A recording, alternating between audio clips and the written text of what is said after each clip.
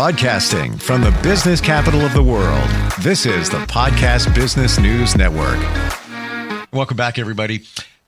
There are many of us that are looking to move our lives forward, make some change, whether it's professionally, whether it's personally, but a lot of us are stuck and we can't figure out why. There is a way to figure it out. I did. Going to be honest with you. It goes back to your past. Specifically, and she can address this a little bit more than I can, but this is my understanding. It's your childhood that is holding you back from a lot of what you want to do in life. What's the game changer? Getting hypnotized and working with somebody to help you figure that all out. That's what she does. And again, it was a game changer for me. Yes, I had some aversions, the typical things that people wonder about when being hypnotized. But we're going to go through all of that today with Kathleen Isenhart, who joins us on the program. How are you doing today? I'm well. Thank you, Steve. How are you? Very well. Very well. And Good. Am I close or on point in saying that a lot of the stuff that's holding us back, keeping us stuck, is from our childhood? It can be, absolutely. It can be from many different arenas. Some people would consider past lives, if we consider time an issue, a past life issue, a future life issue. But certainly childhood can create some blocks in our world. And I like that you had an opportunity to go undergo what you said is a hypnosis session. Can you describe that a little bit, what you experienced? Sure. Well, I'm going to say, and I'm not the expert here at all, but I knew that I needed to address things from my childhood. Not that it was a bad childhood, but there's always something there. I feel we all had stuff growing up. And I told the practitioner, just take me back to my childhood. That's where we're going. And we did. I confronted myself as a child while being hypnotized. And it wasn't that I saw things that I had not remembered. And maybe that's different for others. But for me, it was like, oh, yeah, remember that. It was way clearer. And the game changer, and I got very emotional, was I was seated under hypnosis across from my younger self. And I was told to reassure that younger self that I'm there for you. I got your back. You never have to worry about anything. I got you. It was, whoa. It was like Powerful. Oof. Never forget it. I will never forget it. But that was, and here's the thing. And I want to go over the things that people stay away from hypnosis for. Thinking that the mind is being controlled by the hypnotist. All that stuff you see on TV, a lot of it is staged. I'm going to say, I hear from others, though you're getting sleepy, that doesn't exist. I mean, I've never experienced that. And there's no way that you can give up any information, credit card numbers, social security numbers, unless you want to. But nobody's going to be able to suck that out of you, get that out of you. And during the sessions I had, and it was with different practitioners over a period of time of a year and a half, whatever, I could have right away stopped. I could have said, nah, that's not feeling good. I'm not going to do it. There was no reason to. It was perfectly comfortable. It was actually weirdly exciting, but also for me, and I'm sure others too, emotional. It's like watching a movie of your childhood. And again, nothing bad, but it's, you're just seeing, like I'm watching a, Super 8 movie of my childhood. That's what I describe it feeling. Is that what you hear from others? Yes, it's very real. It's actually more real than this reality. And so to clarify, hypnosis is what I do and probably what you experienced, and this is going to be a guess, but that you're really in a deep meditative state, which is a normal brainwave state. And in those states, it's like right before sleep time and right when you wake up from sleep time. These are normal brainwave states. There's not anything that's done to you by a hypnotherapist. I'm not a hypnotherapist. You could call it a hypnotist, but there are techniques that we utilize to get you into a very deeply relaxed state. And in that state, then your conscious mind, the mind that works in the everyday, helps you drive and do all the work things you need to do and so on and live, tends to fall asleep a little bit and go sit on a back seat, and now you're into your, what Dolores Cannon would call, if anybody knows who Dolores Cannon is, and the mother of quantum healing technique, would call your subconscious mind or your higher self. And it's connecting to that higher self, which is where all your knowledge is, all of your past information in your childhood, all other lifetimes that you might have lived, for those that believe in other lifetimes, all that information is there. And in that state, or when people get into a very deep meditative state, can access that information. And so what you did was you were in that deep state and you were able to access your memories of your childhood and speak to your child. And because there is no time, really, we think there's linear time in our three-dimensional world, but in essence, there is no time. Everything happens at once. You were speaking to that child yourself, reassuring them, sending that child love, and healing your child, yourself as that child, and yourself now, and changing your future as you were moving. And the emotions that people feel in those states, as I understand it, because I've had many sessions too, is there's the truth to that. You would not experience those things or feel those things if there wasn't a truth to you, your truth, that you would be experiencing at that time, that deep emotion that you feel. Is it true that somebody like yourself that hypnotizes somebody else, you're not doing anything other than giving us the keys to our mind? It's not like you're controlling us. You're just giving us access. We're still facilitating your access. So we're just helping you, because I wasn't a good meditator, and meditation is a little challenging, but going through these sessions, they facilitate you relaxing. It's like a guided meditation almost, and it allows you to get into that relaxed state. And then during the session, you've discussed ahead of time with that person what you want to discuss. What are your questions for yourself? What issues might you have? You wanted to address your inner child, or potentially address that. But during those states, when you're in that session, your higher self knows exactly what you need to know. And that's what you'll experience in that session, is what your higher self knows is most important for you in this moment in your lifetime. Now, in the next session, it might be something different, but that's what you needed to understand and experience and heal in that moment. Your higher self never will let you give out information, experience anything that would be harmful. It's very, very protective. You are always safe and protected by your higher self when you're in that deeply meditative state in a session. Always protected. I can't tell you what to do. Right. Yeah. There's no way. There's no way. Unless somebody wants to. And on the reverse of that, if you're not somebody who is ready to make a change, it's not going to work. No, especially smoking, I think, is a classic. We always hear, hypnosis to stop smoking, one session. And sometimes it works from my understanding. I've never smoked. But if it's a spouse or a partner bringing somebody else in and saying, yeah, I've set an appointment for you, we're going to stop you from smoking. This is Kathleen is going to get it done for you. If that person doesn't want to do it, it's not going to work, right? Right. Well, so the real question is, why are we smoking? So what we experience in our world, our emotions, our feelings, our body symptoms and whatnot, that's our body talking to us about some underlying issue or belief system we need to address. So if somebody's smoking, why are they smoking? So there are hypnotists or hypnotherapists that could go in and in that state tell you don't smoke, but it might not last because you didn't get to the underlying reason as to why. Why are you smoking? Is there some issue in your early life or in another life or that you need to address and deal with?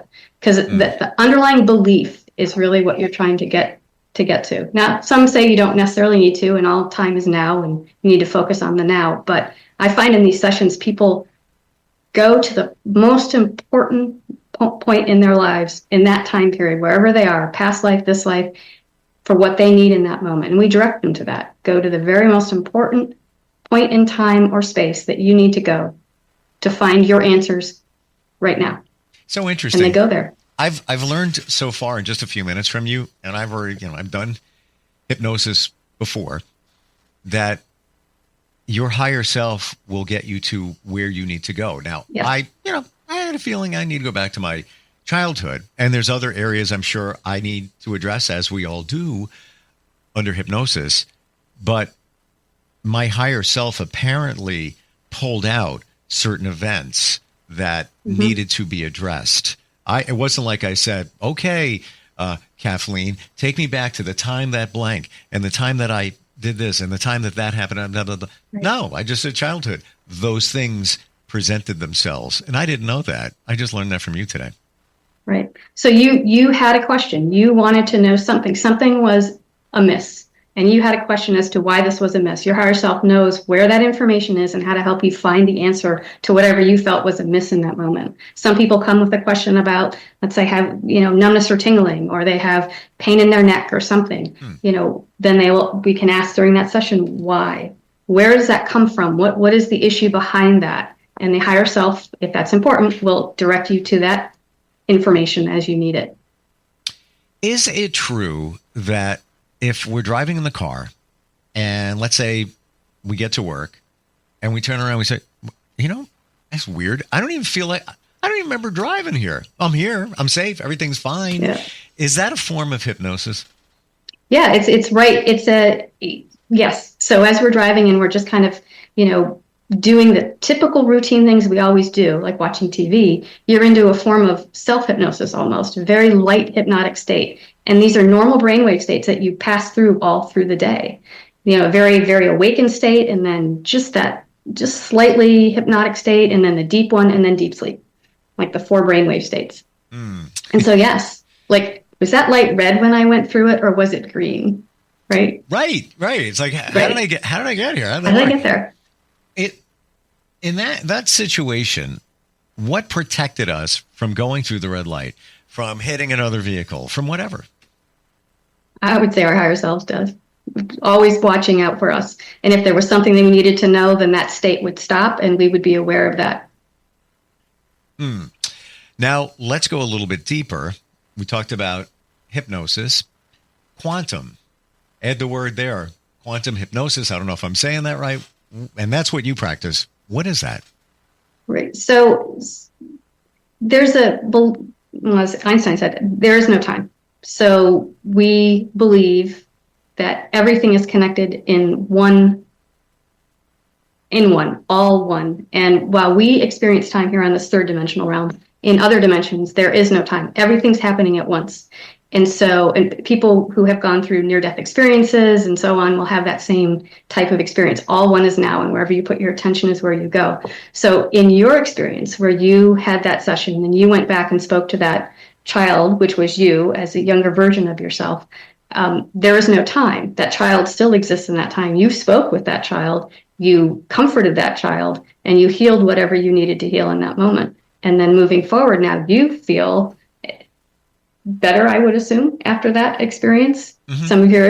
Some of those issues resolved. So time is all one. And our ability to experience that when we get into these states where you go in, it's like when you're dreaming almost, but when you get into those states, time doesn't exist and you can travel anywhere, throughout the cosmos, anywhere. Wow. I love the fact that you harness the power of energy and you blend it with hypnosis. And yeah, hypnosis in itself is fantastic, but having that understanding of how energy works, quantum and all of that, for me, it's a game changer. And I believe that I had quantum hypnosis, but probably didn't even know. And I heard somebody say once, and tell me if this is accurate or not, that when it's blended, hypnosis is blended with the quantum aspect, it moves along faster. The results are faster than maybe not connected to quantum. Does that make sense? Well, I think quantum was a term used to describe it as a difference from hypnotherapy, and they're just techniques to get people into so Dolores Cannon's quantum healing hypnosis technique is a technique to facilitate you into a deep meditative state. There's Candace Craw Goldman's Beyond Quantum Healing, which is a little different technique. They're all techniques to get you into that state where you're at that deep meditative state just before sleep. And in that state is where you can explore beyond this 3-dimensional time and existence. And that's exploring basically consciousness, all of consciousness, wherever you are. And so I think the term quantum is used because it makes us feel like it's, outside of time and separate from hypnotherapy that is practiced by therapists. How did you get involved in this? Where did that all begin? So, like many people, have a dark night of the soul or some traumatic event that changes their life. And so I've been into studying this for some time, not hypnosis necessarily, but, beyond time, extraterrestrials, our galactic connection, and so on and so forth. But I had a cancer scare in 2020, and that was that dark night of the soul. I chose to believe in that diagnosis, but then felt that it was an incorrect diagnosis. And so in that traveling and experience of, I need to heal myself, there has to be a way that I can do this myself. I found Dolores Cannon and her quantum healing hypnosis technique, underwent some sessions where I realized, like you did in your session, why did I have that cancer? Why was it there? What was the purpose of it for my life moving forward? What was the value of it? What was it telling me I needed to change in my world? And so through those sessions, I learned that. And then I found, Candace Crog-Wilman's Beyond Quantum Healing, her techniques. And so all of those techniques and those sessions really allowed me to get to the why I created that situation, because I believe we're all powerful beings. We create our own reality. We create our illnesses. We create our health. We create everything that we do. And so through those sessions, I realized I created it.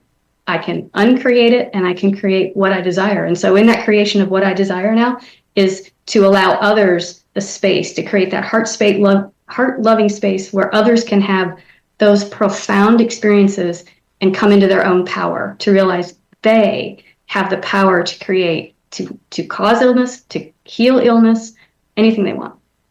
What do you say? And thank you for sharing that. And it's pretty powerful when you think about that phrase, where your attention goes, the energy flows.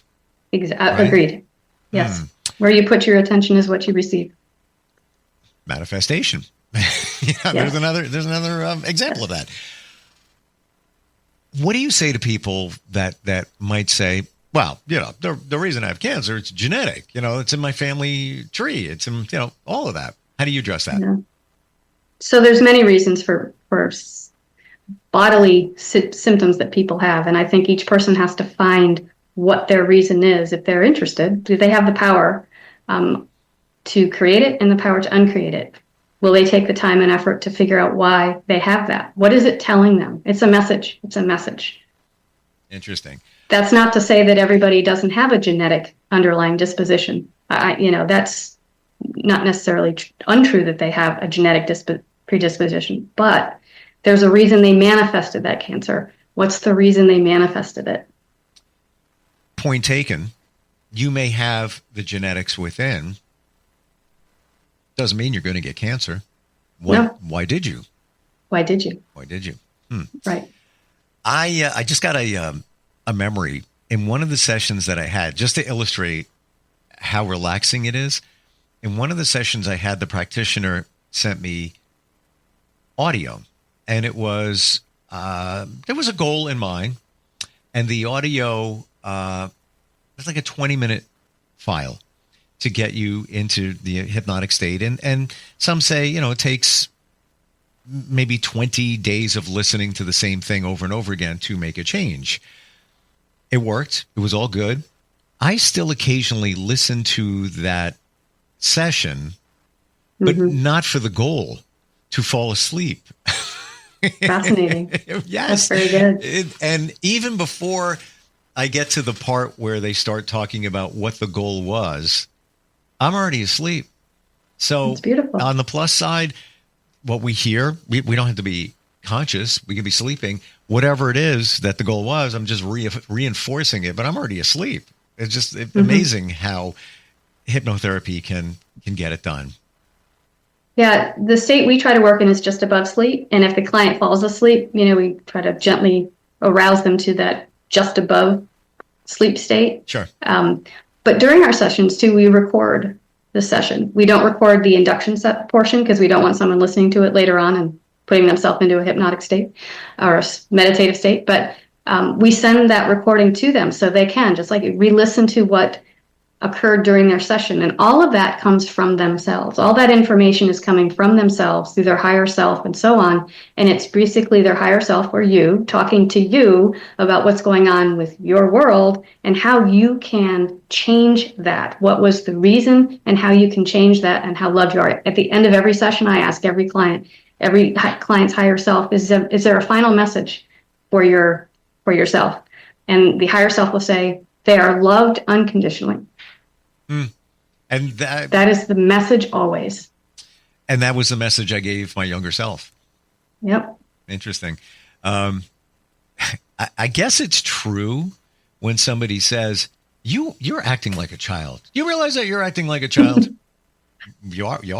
We are, in a way, right? What better place to be, actually. So much joy and fun and innocence and wonder at the world. Well, I guess that's where it begins, because you're a clean slate as a child. Now you're 2, you're 3, you're 4, 5, 6, but you're learning about life. You're learning from your parents and about your environment and how to deal with situations. Mm-hmm. And then it sort of gets locked in. And now you go from 7 to, 37, 47, 57, whatever it might be. And now you're running on that program from when you were 7 years old, but you don't realize it, right? Yeah. It's funny you say that, because from what I read in my experience, 7 years old seems to be the time we lock in our belief systems, those initial belief systems. Whatever culture you live in, whatever, area, we all have a set of beliefs. Yeah. And then we use that programming for the rest of our life. So then the question becomes, are those beliefs still serving us? Are those accurate beliefs? And what if, as a grandmother now and whatnot, how can we help our children as they grow now in this world to recognize that they are powerful, that they always have guidance? If they just stop and listen, they have guidance from their higher selves, and to listen to that and trust that. Because really, as a parent or grandparent, you always want, when your child is old enough to go out on their own, you want them to trust themselves and trust their intuition and trust their knowledge. And so I think we train that out of our children. Wouldn't it be wonderful if we had trained that? So you knew before 7 that you could sit and meditate and talk to your higher self and talk to yourself at 2 years old. What a concept that would have been. Right. And why can't we teach that to our children now? Everything we're talking about, if I could, and my youngest is 16, if I could go back and parent them differently, based on what I know now, I would. Right. And I think you would agree too, in some regards there, just knowing. But even like the silly things, like, as parents, we goof around with our kids, we give them a nickname just for fun, you're just joking around. But rethinking it, not like you want to filter everything you do in life, but maybe that had an impact. And where did I get that from? I would goof around with my kids and, when they were younger, and give them nicknames just for fun. Not bad ones, just goofy names. My dad did that to me. And I had no issues with it, but, maybe my kids did. I don't know. So, I would think of it, a lot of that stuff in a different light now, knowing how impactful what we do with our kids when they're young is.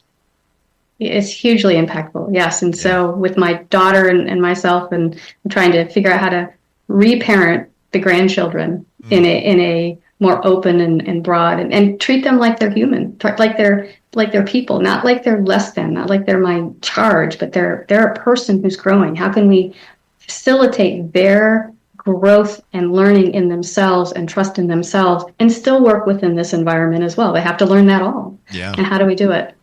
And not box them in. Trust themselves. Challenge everything. Challenge all their beliefs. Yeah. Wow. Wish I knew, but that's why we're talking about it for others, and also just to change our belief systems from our childhood. How does it begin with you, Kathleen? Somebody is listening, watching, this resonates, they want to make a change in their life. How do they do that? So they can contact me through my website if they want to. Do I need to mention that on air, or is that going to be in the show notes? I wish you would. Bring it on. Oh, sure. Okay. So they can contact me through my website, YES, Y-E-S, Hypnoses, Hypnoses, hypnoses.com, or yeshypnoses@outlook.com is my email. But really what I do is I hold a space for them to explore whatever questions or issues that they want to explore for whatever purpose they have, just knowledge, consciousness exploration. They want to heal something. They have a question on a relationship. It doesn't matter what questions you come with. When you're in the session, your higher self knows exactly what you need. You will get your information that you need.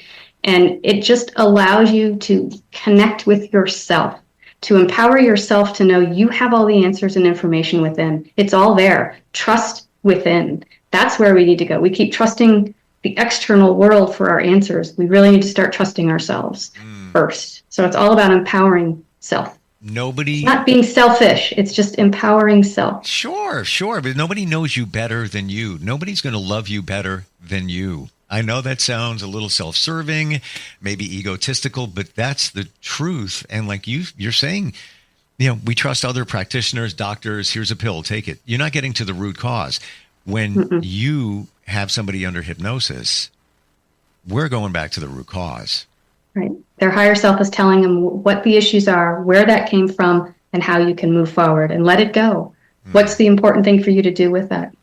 Yeah, the root cause. Amazing. Sometimes that's not always necessary, but just that's generally what happens in those sessions. Amazing. But yeah. Learned a lot today, Kathleen. Really did. I appreciate it. Thank you, Steve. Hypnosis. Just say yes. Change your life. What are you waiting for? And I waited. I should have got on this way sooner, but I understand, sometimes we have these thoughts and it's our belief system. Even about hypnosis, it's our belief system. Thank you so much for being here. Looking forward next time we get together. Have a great day, Steve. You too. We'll be right back.